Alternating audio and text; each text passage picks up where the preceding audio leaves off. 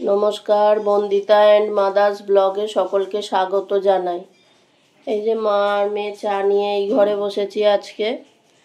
আর এইখানে একটা ফ্ল্যাট হচ্ছে, তার 33 তলা হচ্ছে। মা বলে ওই অত উঁচু, আলাম অত উঁচু কেন, এর থেকেও উঁচু উঁচু সব আছে ওদিকে। বলে সব থেকে ওপরে কে থাকবে? বললাম ঠিক থাকবে লোক। যতই লিফটে উঠুক যাই করুক, বাবা রে মাথা ঘুরে যাবে লিফটে উঠতে উঠতে। না না, সব অভ্যেস আছে। কত উঁচু উঁচু ফ্ল্যাটে সব থাকে।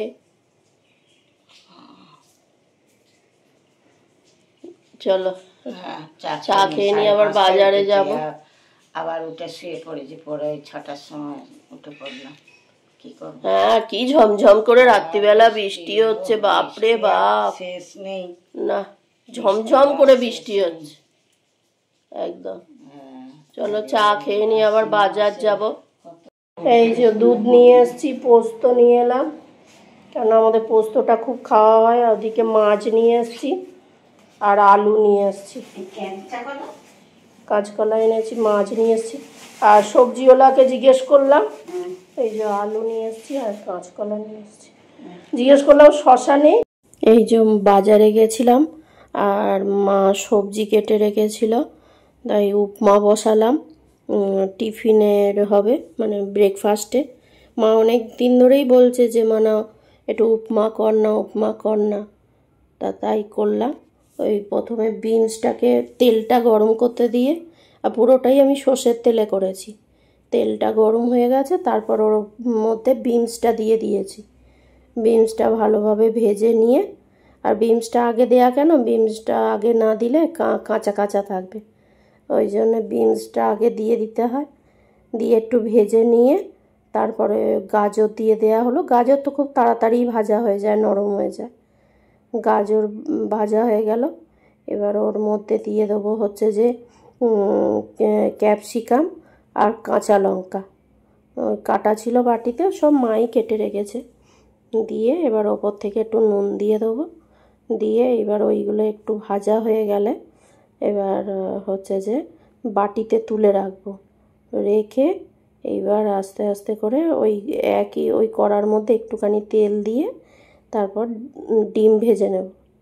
আর দুজনের জন্য তো অল্পই করেছি। আর হচ্ছে যে বাজারে গেছিলাম, বাজারে গিয়ে আজকে মা বলেছে আর জ্যান্ত মাছ নিয়ে আসবে না। জ্যান্ত মাছ বলতে ওই রুই কাতলা ওই সব আনতে বারণ করেছিল। আর আমার এদিকে সবজিগুলো ভাজা হয়ে গেছে। ভাজা হয়ে যেতে এইবার ওর মধ্যে একটু দুটো ডিম করে দিলাম, ফাটিয়ে দিলাম, ওপর থেকে একটু নুন ছড়িয়ে দিলাম। ছড়িয়ে দিয়ে এবার ডিমটাকে একটু ভালোভাবে ভেজে নিয়ে এবার হচ্ছে যে কড়াই আর একটুখানি একটা বাটিতে ঢেলে রেখে কড়াই আর একটু অল্প করে তেল দিয়ে, আর কারি পাতা সেই অফিসে আছে, সে খালি আনতে ভুলে যায়। মা বলে উপমা করবি যে, তা কারি পাতা এনেছিস? যাই হোক, কড়াই একটুখানি তেল দিয়ে আর হচ্ছে যে সর্ষে ফোড়ন দিলাম। সর্ষে ফোড়ন দিয়ে সর্ষেগুলো ভালোভাবে ভেজে নিয়ে তারপর সুজি দিয়ে দিলাম। দুজনে খাবো, অল্প করেই সুজি দিয়েছি। দিয়ে এবার সুজিটা একটু ভেজে নিয়ে তারপর দিয়ে দিলাম ওতে যে সবজিগুলো ভেজে রেখেছিলাম সেইগুলো। সবজিগুলো দিয়ে এবার ভালোভাবে নেড়ে নিয়ে তারপরে ওর মধ্যে অল্প অল্প করে আস্তে আস্তে করে জল দিয়ে দিলাম। একবারে একসঙ্গে বেশি জল দিলে সে কাদা কাদা মতন হয়ে যাবে, ওই জন্য অল্প অল্প করে জল দিয়ে, আর উপমা করলে খুব অল্পই জল লাগে। এই জল দিয়ে আস্তে আস্তে করে সুজিটাকে করে নিয়ে, আর সুজি তো তাড়াতাড়ি সেদ্ধ হয়ে যায়। এবার সুজিটা যেই ভাজা ভাজা হয়ে গেছে সবজির সঙ্গে, তখন উপর থেকে ডিমগুলো দিয়ে দিলাম। ডিমগুলো দিয়ে আর একবার ভালো করে ভেজে নিলাম। আর আজকে উপমাটা খেতে খুব ভালো হয়েছিল। জানি না মার কেমন লেগেছে, আমার খুব ভালো লাগে। এই যে আমার উপমা রেডি হয়ে গেছে, দেখি মা আজকে খেয়ে বলুক কেমন খেতে হয়েছে। যে ফুল চিংড়ি, বা একটু বলবো এটা বন্ধ করো। ফুল চিংড়ি নিয়ে এসছি, এটা মা খুব ভালোবাসে খেতে, ওই জন্য নিয়ে এলাম। আজকে পেয়েছি ভালো, বেশ সুন্দর ফ্রেশ। আর এদিকে আমুদি চুনো আছে আর চিংড়ি আছে। ও আমুদি চুনোটাও মা খালি বলে মানা পাস না। রবিবারটা গেলে একটু টাটকা পাওয়া যায় সকালবেলা। হ্যাঁ, আর এনেছি হচ্ছে এই মাছ। বার করি। হ্যাঁ, বার করো। এই যে শিং মাছ। আর এটাই আছে হচ্ছে এই মাছ, বাটা মাছগুলো দেখতে ভালো লাগে না? হ্যাঁ, চকচক করে। এই যে 6টা এনেছি। হ্যাঁ, এই যে টিফিন খাওয়া হয়ে গিয়ে আমার মাছ ধোয়া হয়ে গেছে।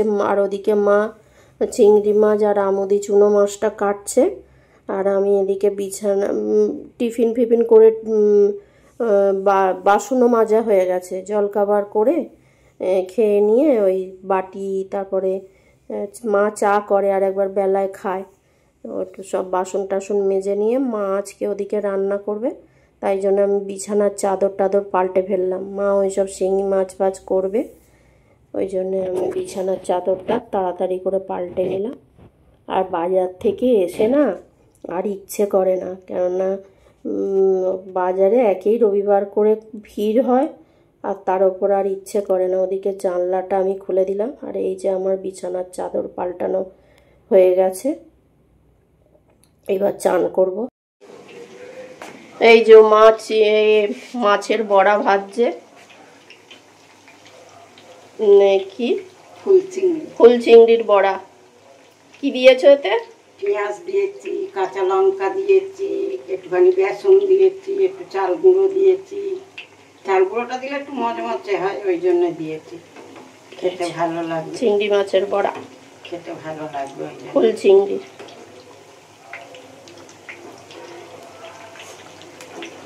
দিয়ে নুন দিয়েছে একটু, হ্যাঁ, দিয়ে আর ভাজছে। আজকে মা রান্না করেছে ভাত, আর এটা হচ্ছে শিং মাছের ঝোল, কাঁচকলা আর আলু দিয়ে, কাঁচকলা আর আলু দিয়ে শিং মাছের ঝোল, বাঁধাকপির তরকারি। আর এটা হচ্ছে আমার জলপাইয়ের চাটনি, না এটা জলপাইয়ের চাটনি। এদিকে তো হচ্ছেই বড়া ভাজা ফুল চিংড়ি মাছের। হয়ে গেছে মাছের বড়া। আচ্ছা, ঠিক আছে, নাও।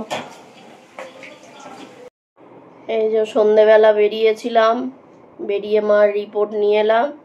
মা সুগার আবার বেড়ে গেছে, সুগার বেড়েছে। আর কি হয়েছে ডাক্তার দেখে বলবে। সুগারটা বেড়েছে। আর ইসিজি রিপোর্টটা দেখলাম নর্মাল, আর যেগুলো দিয়েছে ওগুলো ডাক্তার বুঝবে, আমি তো বুঝবো না। যাই হোক, ডাক্তারের কাছে যাবে আর ডাক্তার হাঁকবে তাড়বে, এত সুগার বাড়ালেন কি করে, বুঝবে ঠেলা। যাই হোক, ডগিটাকে খেতে দিয়েছি, ওবেলাও করেছি, এক মাথায় চড় মেরেছি, না হলে খাচ্ছেই না। বকেছি এমন জোরে, ও দুপুরবেলাও তাই করেছে, এসে খেলো, এবেলাও তাই। একদম খেতে দিয়েছি, খাবে না কিছুতেই, বাচ্চাদের মতো করছে।